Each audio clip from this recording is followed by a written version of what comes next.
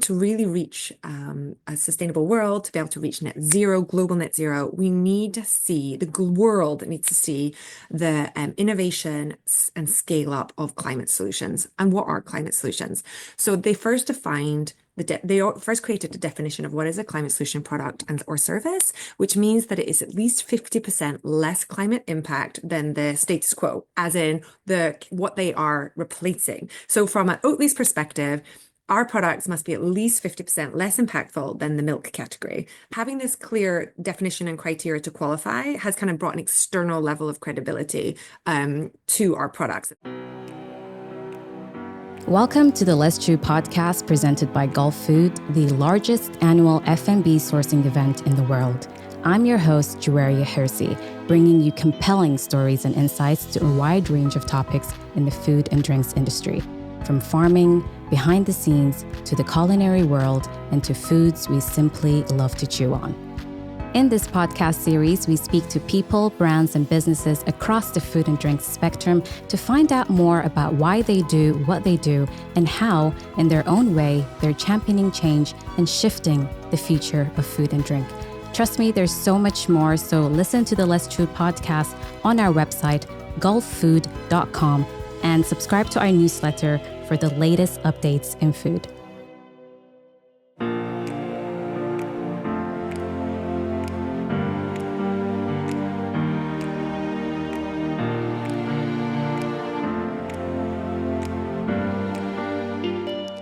Welcome back to a brand new episode of the Let's Chew podcast. As always, I'm your host, Juwaria Hirsi. What does it take for a company to go from plant-based to plant-positive? Today, we're speaking to Caroline Reid, helping Oatly do exactly that. Caroline is the sustainability director behind the scenes of one of the most disruptive brands in food, and the driving force behind Oatly's boldest move yet, becoming the world's first climate solutions company in the food and beverage sector. What does that title mean exactly? And what comes next for alternative dairy? Let's find out. Thank you so much for joining me on the Let's Chew podcast, Caroline. It's a pleasure to have you on the show. How are you doing today? I'm great, thank you. Energized from London Climate Week last week. Oh, perfect. All right. So before we dive into Oatly's climate solutions and milestones, can you walk us through your role as the sustainability director? What does it mean, and what does sustainability look like for Oatly's day-to-day? Great question. Firstly, I think my role changes on the daily, and I think that's because sustainability is constantly evolving and we have new opportunities and challenges all the time. But being sustainability director at Oatly is a joy because sustainability is really embedded into the company's DNA. Our mission is, to make it easier for people to eat better and live healthier lives without recklessly taxing their plants' resources. So, right, it's core to everything we do. So on the day-to-day, what I would say is at Sustainability Oatly, it's very much a pool. Everyone I work with wants to do more with sustainability, and it's really trying to guide and prioritize and enable everyone within the organization. Two maybe specific things, if I look back over the last 6 months, one thing is that we updated our sustainability strategy, Oatly sustainability plan, and I took the lead in developing the climate section, focusing on the thought leadership within climate solutions and spheres of influence, which I think we're going to talk about later. So spending a lot of time kind of looking out and what collaborations can we have. And then secondly, it's working really closely with, for example, Oatly teams in the different markets, because they're out there meeting customers and even consumers very often, and they want to feel really comfortable about speaking about how Oatly, the positive Oatly impact Oatly can have. So first I work with them and so that they are really comfortable and understand what impact they have in their role. And so often it's in the markets about driving conversion. So supporting that switch from cow's milk to Oatly. And then, secondly, then really enabling them with the right tools, the right knowledge, the right science, because we are a company grounded in science and we need to lead with facts to be able to then further communicate Oatly's sustainability message going forward. Lovely. And a huge, huge congratulations to Oatly, the breakthrough, the significant breakthrough that you guys are now the first F&B company to earn climate solutions company status. What does that mean, and what doors does that open for Oatly's day-to-day and that entire operation of Oatly? Yeah, definitely. Yeah, we're very proud to be a climate solutions company and to have climate solutions products. What does it mean? Last year we collaborated with two organizations, Exponential Roadmap Initiative, their UN Race to Zero partner, and Oxford Net Zero, on what they were developing, the climate solutions framework. And what that is they had recognized that there is, of course, all companies need to be significantly reducing their footprints, right? And reducing their kind of current operations, the impact of their current operations. But at the same time, to really reach a sustainable world, to be able to reach net zero, global net zero, we need to see, the world needs to see the innovation and scale up of climate solutions. And what are climate solutions? So they first defined they first created a definition of what is a climate solution product and or service, which means that it is at least 50% less climate impact than the status quo, as in what they are replacing. So from an Oatly's perspective, our products must be at least 50% less impactful than the milk category. The milk category is basically cow's milk with a teeny little bit of plant-based milks, right? So we have to be at least 50% less impactful than that, which we have been for many years, and we'll talk about that, and we've known. But this has brought, having this clear definition and criteria to qualify has kind of brought an external level of credibility to our products, that they really are solutions in the milk category. And then being a climate solutions company, what they've also said is like, yes, many companies have climate solutions products, hopefully, and companies need to introduce more climate solutions products. But there are some specific companies out there which are really quite unique, that are really driving the disruption and the change needed. And they are climate solutions companies. And Oatly has also been qualified as that, which means that more than 90% of our revenue comes from these products, which are significantly less impactful than what we are replacing. So it's really cool to be on the kind of forefront of this and leading this. But what we really hope is that more companies start to think about their portfolios, and also if they have climate solutions products or services, or if they are a climate solutions company, that they also qualify to really shine a spotlight on this need for climate solutions. And also then we'll see more incentivization to enable these to scale. Absolutely. And walk us through the tangible changes in your operations or supply chain that embodies this new standards of climate forward. I know you've said you've always been climate forward and, been 50% less than the status quo, but just walk us through what one thing or one tangible change that you see in your operations and supply chain at the moment. Having climate solutions product really comes from the fact that we don't have a cow in our supply chain.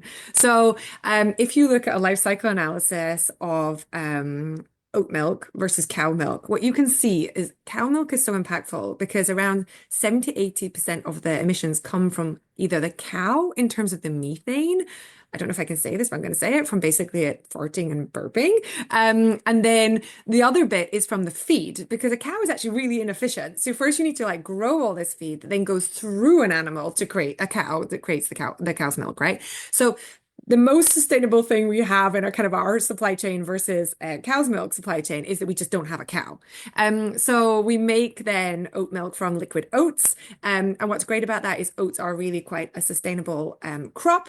They can grow almost anywhere. They don't need much water. They don't need much fertilizers, etc. And also when you make this product, it's kind of like a win-win-win, maybe 3 wins, because it has a low impact from a climate perspective. It tastes great. And it also, from a nutritional perspective, has less saturated fats than cow's milk and fiber. So, I mean, it's really great from a nutritional and health perspective as well. But of course, it's not enough to just be like, well, we don't have a cow in our supply chain, so therefore, we're done. We have a low impact. Of course, we really focus on reducing the footprint of our product too. And we have set long-term targets. So we have to reduce the footprint per liter by 40% in 2030, all the way out to 8 to 9% in 2050. But you asked for some tangible examples, and I understand that, because when we talk about these big lofty goals, it's like, okay, but what are you actually really doing in the near term? And I think something that I always like to really highlight is the work we're doing around regenerative agriculture.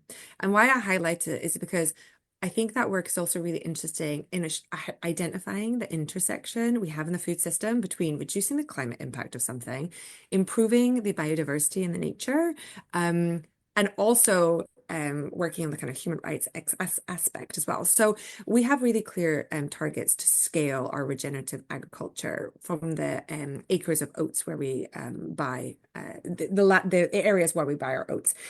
And so already by 2030, we want to reach 1/3 of all acres where of oats being regeneratively grown.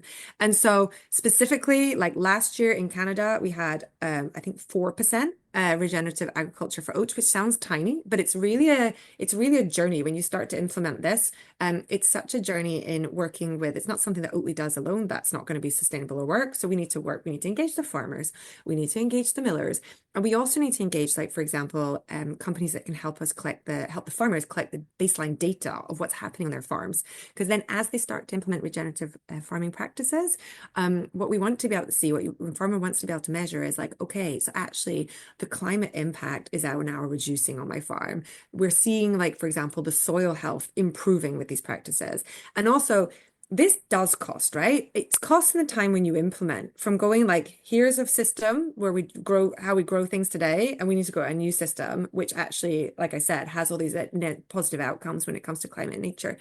And that costs a farmer. So also from a sort of human perspective, to support farmers, Oatly also pays incentives. Like, we pay money to farmers so that they can implement these practices to transition towards more regenerative farming. And so that's happening. So we've gone from 4% in Canada. This coming year, we're hopefully going to get to around 17%. So we're going to really start to scale. And we're going to see the same in Sweden, where we'll also source a lot of oats. So the other examples I was just going to say is, I think people focus a lot on transportation, right? Even though that if you look at a life cycle analysis, like the climate impact of products, often transportation is quite small, but it's a thing we see, that and packaging. So people are quite focused on that. And I understand that as a human. I see transportation, I see trucks driving around. So we focus also on moving towards more sustainable ground transportation, for example. And there are really specific examples where there is availability of, for example, HVO fuels, which are more sustainable fuels.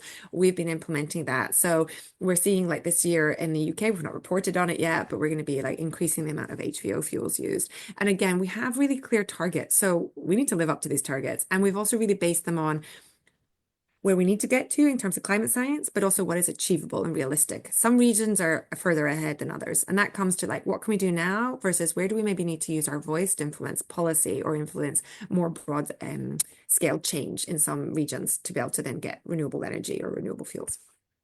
Yes.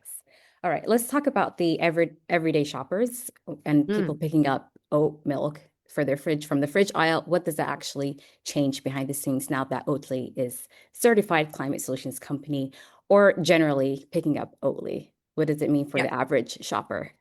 Yeah. So I think climate solutions, we probably can forget that for the average shopper, because what does climate solution mean? It's a wonderful framework. It's a wonderful tool for using in terms of talking to customers and retailers and in this sort of sustainability world. Does it resonate with the everyday shopper? I don't think so. So what I think is most important is, since 2019, Oatly's actually published the climate footprint of the product on its packs. I have one. I don't know if this is being recorded visually, but you can see on this packet, this little bubble in the bottom, right? It shows this is the kilograms of CO2e per kilogram in this packet of Oatly. And why we've done that and why is that relevant for shoppers? So I think most people, when you buy a car, you understand the impact of that car, the efficiency of that car. If you buy even a fridge for your home, you're very focusing, we have these labels to know how energy efficient a fridge is. You open that fridge, do we know the impact of the food and drink we're eating on a daily? We don't, which is so crazy, because every human on this planet is part of the food system, right? We need to eat and drink. And at the same time, we just don't have the awareness of the choices we're making when it comes to climate or planetary choices. So, for example, you can always look at the nutritional information on the packs, but we think that consumers should have the right to also understand what the climate impact of our products are. So we've been putting on our pack since 2019, and we've been really advocating for other food and drinks companies to do the same. So people in store can actually just compare. Now, of course, you might not always make the most sustainable option because actually you generally choose foods, or I do, because they taste great. So we also just need our products to taste great, which I think they do. But it's just that added layer of creating that awareness that food and drinks have an impact. 1/3 of all emissions in the world come from the food system, and half of that from animal sector, even though it actually only produces, I think, 17% of the world's calories and 36% of the world's protein. Most of the rest comes from plants anyway. But really, it's taking those kind of big numbers and that big science and taking it down to the shop floor so consumers actually are just aware that, like, hey, this product has an impact, and what is it? And finally, I'm talking a lot, but finally, I would say I think the other interesting thing about putting the climate label on pack is it's also just hopefully conveying to consumers that Oatly takes this very seriously, and we are dedicated to sustainability. We are a climate solutions company, and we're being really transparent by putting that climate label on our pack. So that's, I guess, how we translate climate solution to the everyday shopper. To tell us how you are leveraging global expansion to multiple climate impact, especially in emerging markets, maybe in the Middle East or the UAE or in this region. Yeah, so I think what's really interesting when it comes to being a climate solutions is that we need to scale to contribute to a positive impact in the food system. So every time someone chooses Oatly over a carton of cow's milk, wherever they are in the world, there's gonna be significantly less impact in the Oatly product, right? Which means that then in the food system as a totality, there is less emissions then coming from that choice. So for Oatly, the joy is the more we scale, the more we grow, the more positive impact we then have. So of course, what we are focused on is growth, hyper growth, being available wherever cow's milk is. So we are available in more than 20 countries today. And we definitely have plans to continue to expand and grow, whether within countries and to more countries. And what we really need to be is we need to be available and present wherever there is cow's dairy to have that option. But it's not just about, for example, if there is school milk provided in schools, which is often common throughout many places in the world, often it's cow's milk that's given. There should be a choice, right? There should also be a plant-based option. So kids can have a choice. Like, do I want to have to choose this or this? And maybe I choose it for taste. Maybe I choose it because I'm lactose intolerant. Maybe I choose it because I'm actually like a little climate activist, which many kids are, and they actually want to make that choice. So it's everything from that to then being like just available where all the really cool stuff's happening and the trends, right? Because we also just want to be a lifestyle company that actually you don't need to care about sustainability to consume Oatly. You just happen to have a good sustainability avoided emissions if you do. So, for example, you asked specifically in the Middle East, we are, which is really cool, already like a #1 selling product in all dairy and non-dairy products in Spinneys. I think you probably know Spinneys. And I Yes, I think shop that's really there. cool. It's You shop probably there because I I'm think part of the that's team who's amazing. shopping for Oatly. Amazing. Well, you've made it the #1 selling product in that category. And I think that's so exciting because cow's milk has always been the default. And now it's like, oh, Oatly already is, but we need to reach so many poor people, right? So we also are doing it just through being present in really fun taste experiences and signature drinks. So again, if we just stick at Spinneys, like we did this whole tasting event last month where we did a banana split signature drink. We've also, for example, been at Starbucks throughout the Middle East with the pistachio your way drink. At Dubai, World of Coffee, this spring, we also like showed up with a caramel tahini latte. And the reason we're doing all these things is also just to be like delicious and aspirational, and people just want to be like, that's cool, I want to try that, I want to drink it. And hopefully when people try things, then they're willing to also then, like, oh, this is great. And then you're willing to move away from maybe cow's milk, which is more common to Oatly. So that's what we're doing. So I would say is like how we're then expanding and growing, it's through taste occasions, being exciting, and also just being available everywhere where cow's milk is. Perfect. And especially you mentioned about the system change leadership and like, schools don't have to be offering cow's milk as the first option. It has to be a variety. So what other places do you think this can influence in terms of policy, carbon pricing? Where do you think Oatly can fill in this space as well? Yeah, we need to fill in the space in many places. If you looked at our updated sustainability plan, you'll see we've actually worked with Futerra and Oxford Net Zero also on this idea of spheres of influence. And just to kind of, I want to highlight it because if there's any people listening that are in companies, I really want to highlight it because it's like, this is so important to highlight that we cannot, within companies, be simply focusing on the footprint of our supply chains and our value chains. We need to be working out how can we as a company and a brand use our voice and our influence to have a much broader impact. So not just focusing on net zero islands, which are companies, but focusing more on how do we contribute to global net zero? Because we're not net zero unless we're actually the globe is net zero, right? It doesn't matter if one company is net zero. So how do we use our influence? And what's really cool is Futerra and Oxford Net Zero are creating this complementary framework to the GHG protocol. Sounds quite technical, but it's really to emphasize how can companies use their influence and voice in three areas. The first is the product sphere, the second is the portfolio sphere, and the third is the policy sphere. So when it comes to the product sphere, it is like we just talked about so much, the climate solutions. How do you create products which actually replace the kind of status quo and contribute to avoided emissions? The second is the portfolio sphere. It's a strange name from my perspective. It's actually, I would think, more of a kind of like investment sphere. It's how are you investing and use money to influence and create broader change? So from our perspective, as we invest in regenerative agriculture, we don't do it just for the field when oats is being grown. We do it for when the farmer is implementing regenerative agriculture or the landscape, right? So it's broader. And then there's the policy sphere, and this is a really important area. And you're asking how we can use our influence and influence policy as a climate solution company. We need to do it through collaboration. Oatly has already, in many parts of the world, set up and created different plant-based alliances. There are very large existing advocacy groups from the kind of traditional meat and dairy industries, and we need to have a voice that balances and counteracts that strong voice. So Oatly does that by joining forces with others. That is how I think we're going to have the biggest influence. But where we want to influence, that is really in so many areas when it comes to transforming our food system. So if you think about the food system, we need to influence subsidies and incentives for farmers. Why are they being incentivized to still like overproduce, for example, cow's milk? They need to be incentivized, subsidized, and supported in growing and producing more food for direct human consumption. Like grow oats that can go into oatmeal or oat milk. Don't grow oats that need to go into a cow and pass through it, for example, to make cow's milk. So we need the subsidies. For example, in the EU, we have the Common Agricultural policy. It needs to be updated to reflect on both nutrition and climate.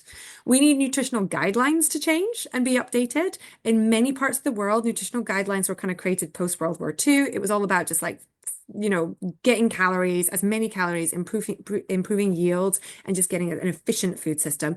And that has really been great because you can see from a health perspective that people are, we're headed in the right direction, although there's many areas where health can be improved. But nowadays, what we need to have is nutritional guidelines which really take into account both the nutritional and sustainability aspects. We need planetary health and human health updated in those. I think what's going to be really interesting is we're going to see Eat Lancet 2.0 published in the autumn. That's where they've taken, I think it's 60 plus scientists, but actually don't quote me on that, both sustainable climate science and a nutritionist together to be like, what is the optimal diet from both a nutritional and planetary health? And I think that's going to be really interesting how that then informs policy. And that's my question of your question about how can Oatly, inform policy? We can do it, but it's better that we align and work together with all the other movements out there of people who are also trying to transform the food system, like the Eat Lancet 2.0. Absolutely. So yeah, there's many things that we can be doing.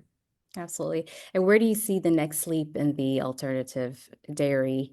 What's one innovation that will transform plant-based or alternative dairies' taste, accessibility, or even like the overall future of maybe the next 5 years? Where do you see alt Yeah, dairy I going? think I think there's two things. What I'd say, one, I'd say I think we're already on a really exciting journey where we're already seeing this complete ramp up and replacement of cow's dairy with alternative milks, right? So I think we just need to continue on that journey. We really need to lean into this whole taste experiences and signature drinks like we're already doing. It's a really exciting trend. So let's keep doing that. Let's not just keep changing. So I think that is just going to continue to ramp up and scale. I think in the Middle East you have it kind of everywhere, but in other parts of the world it's just coming. Like here in Sweden, not so much right now. So I think we need to look globally and just kind of lean into these big trends. It's really cool to see where the trends are starting as well. I think secondly, though, what would actually be a big breakthrough for seeing the scale up and of alternative dairy and plant-based is seeing the a fair level playing field when it comes to policy, like we were just talking about earlier. Um, an example, it's not from the Middle East, but for example, in Germany, you have VAT on food products, 9% on dairy, something like 17% on plant-based. It's crazy. Why? Like if we just take away, if we just create a level playing field, I think it'd be really interesting to then see how alternative dairy would then exponentially grow because we'd also have more affordability as well. So Even for like a affordability. consumer, when we order like from a cafe or anything, if you're ordering an alternative milk, that's extra charge. I think it shouldn't be like that. No, exactly. And Yeah. we really are focusing on like just alternative dairy as a default. It shouldn't even be a upcharge. Why isn't cow's milk Right. an upcharge? Because from a Exactly. kind of true cost perspective, the impact it has on both planet and health, it should have That's the more upcharge, right? impact on, yeah. And that's really interesting when we've started looking to true cost, and we think would be really interesting if we saw more like coffee shops and so on really think about how they could flip that to drive also the adoption in the right way. That'd be very interesting. What about packaging? I wanted to know, how do Yeah. you see packaging changing in the future? Are we going to drink from disappearing packaging, or are we going to eat the Oatly, the cart itself? Where do you see it going?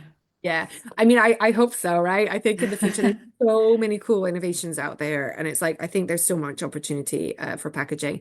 It's interesting because I think we focus a lot on packaging as consumers because we end up having it in our homes and like need to dispose of it. Yeah, From a kind of impact perspective, it's actually much less impactful than kind of what's inside the product, but yeah. still, of course, we need to look into evolution and innovation within packaging.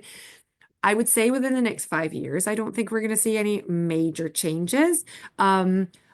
I think the worst we could see is things going to things like glass bottles, which I am seeing in small, like niche product areas, because there's a perception that like glass bottles are more sustainable, whereas actually based on their weight, the complexity of kind of like the return flows, etc., it's actually been demonstrated unless it's in like the tiniest area, it becomes very quickly not the sustainable option. So I really hope we don't see that direction.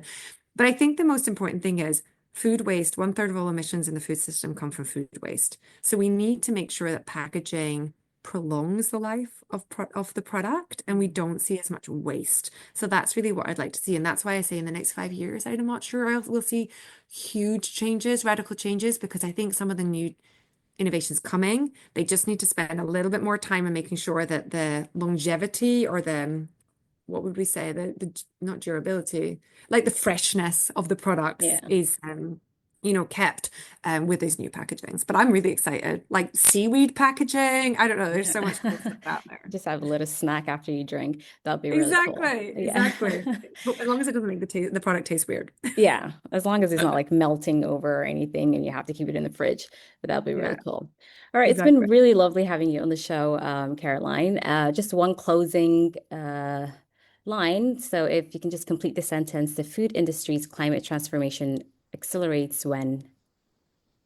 So many things to say, but I'm not a woman of few words, but I will try to make this succinct. I would say the food industry's climate transformation accelerates when we have collaboration across the food system and we create more awareness and buy-in about plant-rich diets, which are truly a win-win when it comes to both planetary and human health. Perfect. I love that. Thank you so much, Caroline, for joining me on the Let's Cheer podcast. It's been lovely. If you have any last words or where they can find you, where they can find Oatly, of course, they don't need an introduction for that, but anything you want to plug in. Um, I would just say if you're really curious and interested about anything we've spoken about, have a look on our website. We have a pretty fun page for our sustainability strategy. If you'd like to connect, I'm on LinkedIn. I think all collaborations are needed. And actually the weirder and more unique collaborations is really what we need to see to kind of build interconnection between climate, nature, nutrition, and people in our food system. So open to all interesting collaborations. Absolutely. Thank you so much. Thank you so much for tuning in to another episode of the Let's Chew podcast. As always, please leave us a review and leave us a rating. And until next time, bye for now.